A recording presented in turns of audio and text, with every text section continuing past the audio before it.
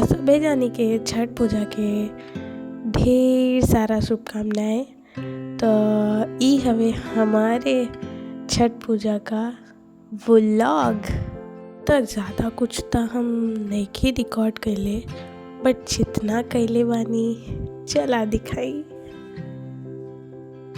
तो यह बनता हम सबका पसंदीदा ठेकुआ।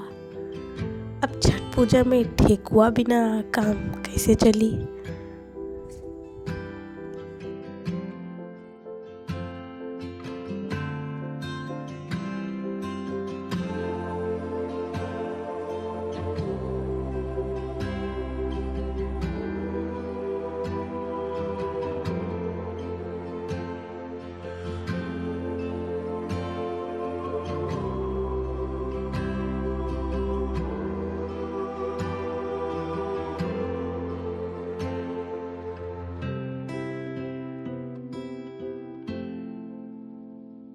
अब जने जने का तकलीफ भगवान से देखल नहीं गईल, जेकरे वजह से बारिश हो गईल और भीगत भीगत लोग घाटे पहुंचना,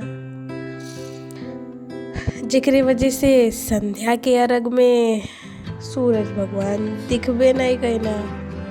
हमरे घरे ता सब घर ही होला और ये बेरी ता बारिश हो गईल। तो कहीं कैसे जाए, ऐसे घर ही कैली।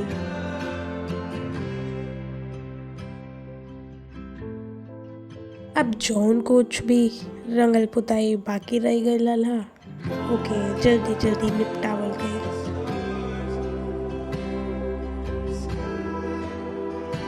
एक ऐसा पूजा जिसमें कोई पंडित पुजारी नहीं होता, जिसमें देवता प्रत्यक्ष हैं, जिसमें डूबते सूर्य को भी पूजते हैं, जिसमें व्रती जाति समुदाय से परे हैं, जिसमें सिर्फ लोकगीत गाते हैं, जिसमें पकवान घर में बनाते हैं, जिसमें घाट पर कोई ऊंच नीच नहीं है, जिसमें प्रसाद में अमीरी गरीबी सबके यहाँ ठीक वही बनता है।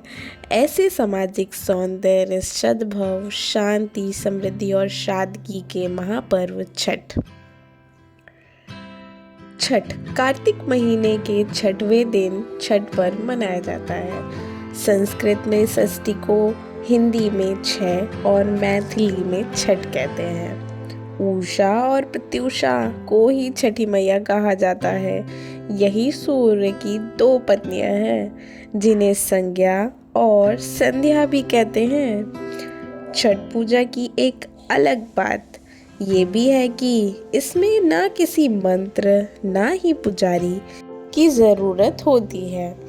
इस लोक पर्व में किसी तरह ग्रह नक्षत्र या मुहूर्त का गणित नहीं होता, सिर्फ साधना होती है।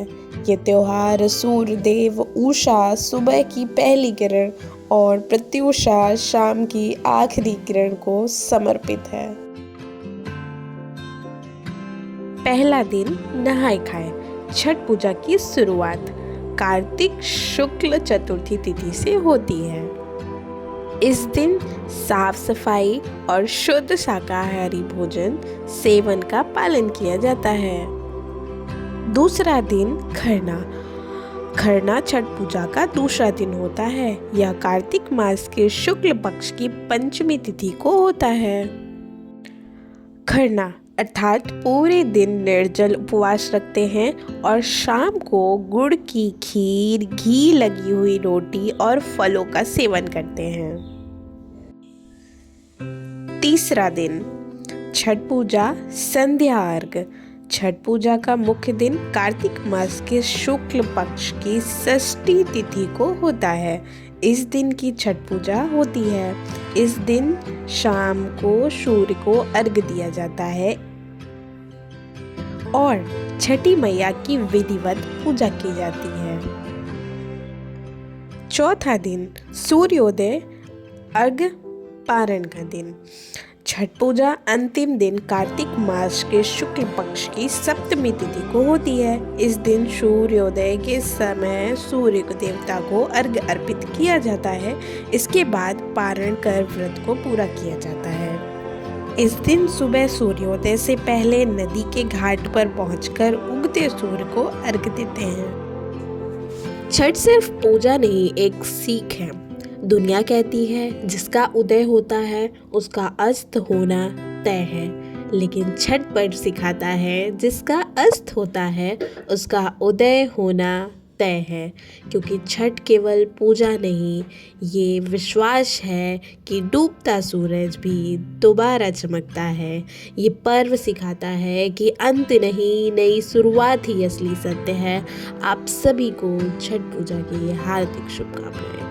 सूर्य देव आपकी जिंदगी को रोशनी, ऊर्जा और खुशियों से भर दे। तो चलिए भोर के अर्घ में। भोर में भी उहे हाल रहे, इतना जोर जोर से हवा चलत रहे कि एक को दिया जल ना पाए।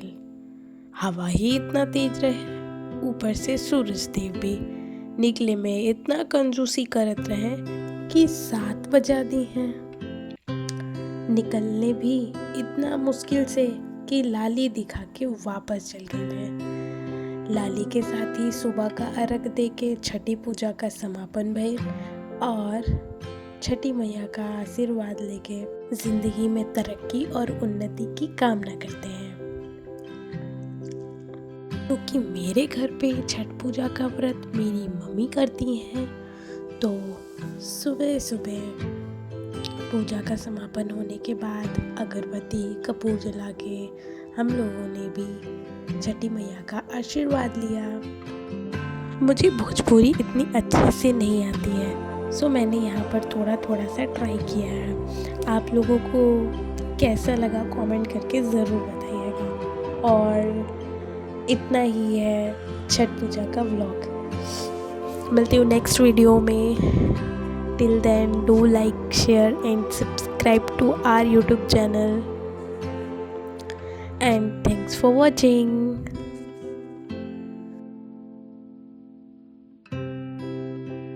और हाँ, कैसी लगी मेरी भोजपुरी की कमेंट ज़रूर करना, बताना ज़रूर। Bye bye.